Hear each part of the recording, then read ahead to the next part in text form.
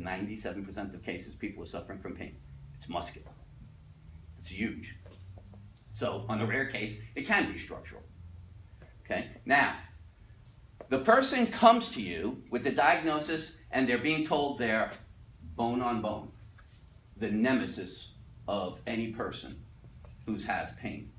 Because they're going to show them a picture, and that picture is going to give the indication that there's decreased joint space. Do you think the picture can actually identify whether you're literally 100% bone on bone? That there's zero joint space? Zero. Not a tenth of an inch, a hundredth of an inch, or 1,000. Literally bone on bone? The answer is it's impossible. Nothing can do that. Is there a physical presentation that you could think of? You could do a simple test and instantly know if they're bone on bone. What do you think? Tell me this. What do you think? We talk about structures, right? We're saying that tissues can get into distress, and as a result, they elicit pain. Let's talk about a joint. A joint's basically, in a sense, a tissue. What is the purpose of a joint? Why do you have joints? You have joints because they're pivot points, places where range of motion can occur. If you apply the range of motion at your joints synergistically, you have function, you move.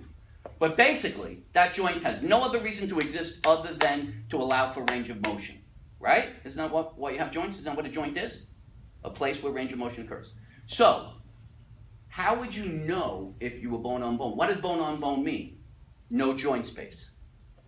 What is the purpose of the joint space? Why do 4 billion people have every movable joint having a joint space? What's the purpose of the joint space?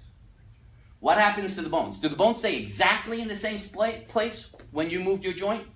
They do what? They glide. They shift, especially when you're talking about the shoulder, the joint that requires 360 degrees of range of motion. You have mega glide, okay?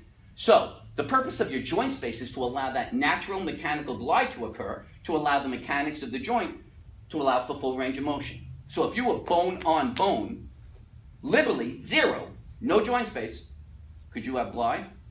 No, it's impossible. The bone's sitting in another bone. So what would be the physical presentation? Could you have full range of motion? You could not have full range of motion. So, I'm telling you now, someone is told they're bone on bone, especially something like the shoulder, and you say, can you raise your arm for me, and they do this, I'm telling you now, God himself can come down and tell me they're bone on bone. They ain't bone on bone. I'm telling you now. See, the one thing about me that gives my system such ridiculous credence, I'm not making anything up. I'm interpreting what your body's telling me. That's all this is about. That's what makes this different than anything else. The rest of the people are using images and interpretations. I'm just looking at the person's body. The body's saying they're having pain. It wants me to know what tissue it is. That's why it's eliciting the pain. I have to learn to interpret what the body's telling me.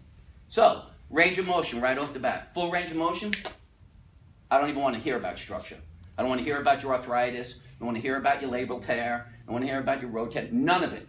All meaningless. All meaningless. Range of motion's there. Bam. Done. No structure. Okay? Now, what happens if the person's saying, oh, God, I can't lift it. It's so painful. Is pain the thing you're looking at when you're trying to determine whether range of motion is available to see if they're bone on bone? Not pain. Range of motion. Right? So you tell that person, just relax, you lay down. I'm going to try to move you. You just take it, just relax, nice and easy. Pet them, make them feel good about themselves, whatever, to make sure they're totally relaxed, because we don't want the muscles involved. And then you bring them through. You're looking at that passive range of motion. Comes up, Mr. So-and-so, Mrs. So-and-so, I know you've been told you're bone on bone. You're not. Now, we could take it a step further. So I just figured out they're not bone on bone, right? So now the next step, you don't just tell them it ain't that, you want to tell them it's this.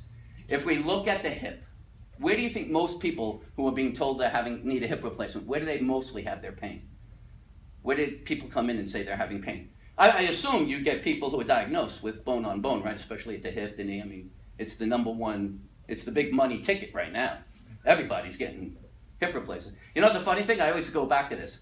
So before they came up with this concept of doing these joint replacements, like in the last 10 years, and they didn't do it before, are you implying in the 1970s nobody was bone on bone? Because then no one got hip replacements. So you're saying nobody was bone on bone, but somehow in 2010, now everybody's bone on bone? Isn't it obvious that everyone had decreased joint space? They're actually not bone on bone, just as nobody else is here, and that's why nobody got surgery or required surgery? Most of this stuff is self-fulfilling prophecies. I want you, as an orthopedic surgeon, to be bone on bone, right? That's not confusing, right? I get paid to do surgery. We got a hold of the meeting notes in, I think it was either 2003 or 2000, I think it was 2002 or 2003, National Academy of Orthopedics meeting notes. And they said that within 10 years, there will not be enough orthopedic surgeons to perform all the surgeries that everybody's going to need because of the concept of aging and obesity. Wow, that's so good for them, isn't it? To know that there's an unlimited source of revenue? That's great. It's great. So, and then the mere premise of the fact that you're going to an orthopedic surgeon to tell you whether you need surgery? You go to a neurosurgeon to tell you whether you need surgery? So I'll go to the crack dealer to figure out whether I need crack. I should try crack or not. I mean, the premise, I mean, isn't it kind of self-fulfilling? I'm getting there by going to them. And even if they're the most honest, loving, caring people, the fact that there's even a chance of impropriety should make that just be invalid.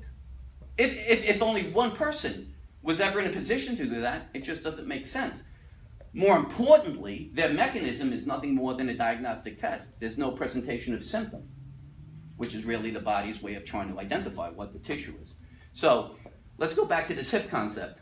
The average person who's being told they're bone on bone, groin pain, right? You have people who come in, they say it's groin pain. Tell me, how would you be able to identify whether that was from the hip joint? What do you think? Someone's having groin pain here, right? They're being told it's from their hip. For it to be from the hip, is that a referred pain or point tender pain? Pain's here. That's right, it's referred, which implies that the source of the pain is not here. It's here. So how could I incite pain at the hip joint to see if it magically refers there? Compression. Have them lay on their side, take your hand, jam their femur into the hip joint, and see if they say, holy shit, yeah, man, I got groin pain.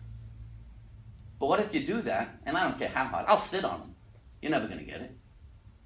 Now, I go here, and I press on this thing. It's called the sartorius muscle. Strangely enough, it actually exists here. I press on it, and they go, whoa, that's the pain. You got it. Didn't I just, by definition, prove to you it's not referred? And if it's not referred, how could it be from the hip? It's impossible. Lie. And you'll find, I'm not a guy who minces words. I don't know, you can call it a mistruth, a false, I don't give a shit what you say. But that person ain't gonna get no surgery while I'm around. Not when it's from a sartorius muscle. No way. So, if it's the sartorius muscle, go back to my theoretical basis. Why is the person having pain? As a general rule, 95 to 98% of patients, because they're trying to do functional activities and all the muscles aren't strong enough. So I would then do an evaluation and you would magically find that their glute med is weak. And as a result of that, when they try to single leg stand, they can't keep their pelvis level, which is the key. The hip will drop on the other side, causing a shortening inside, leading to the sartorius muscle straining. That would be the reason. So that would be a classic one of those. Can we just, to me, the ones that really I despise the most are the joint replacements and what's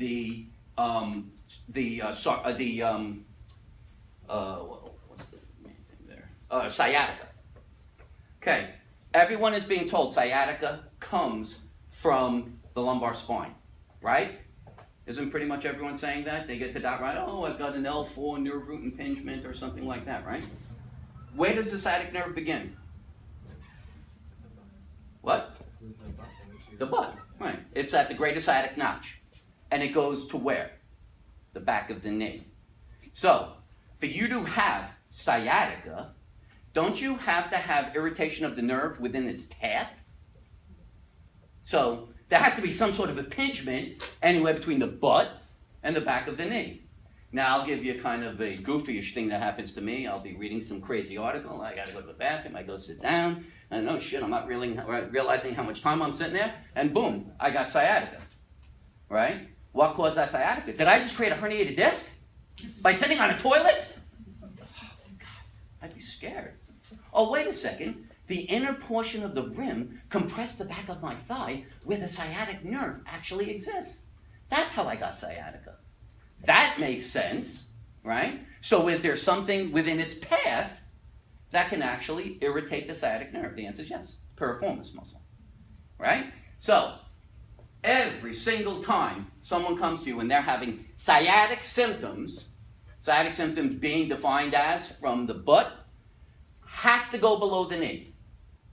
Has to go below the knee, either to the shin or the foot. If it's at the knee or above, if a symptom runs between joints, what tissue would you most expect that to be? Bone, muscle, or nerve? Muscle. That's right. Muscles attach to joints. Nerves don't. I love when someone has pain at the knee joint itself and they're told you have a herniated disc causing. I'm like, I can't even begin to explain that. You're implying if I opened your knee joint, I'm going to find a nerve there? That's mind-boggling.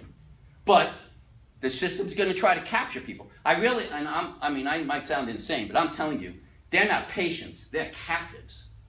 They are captives.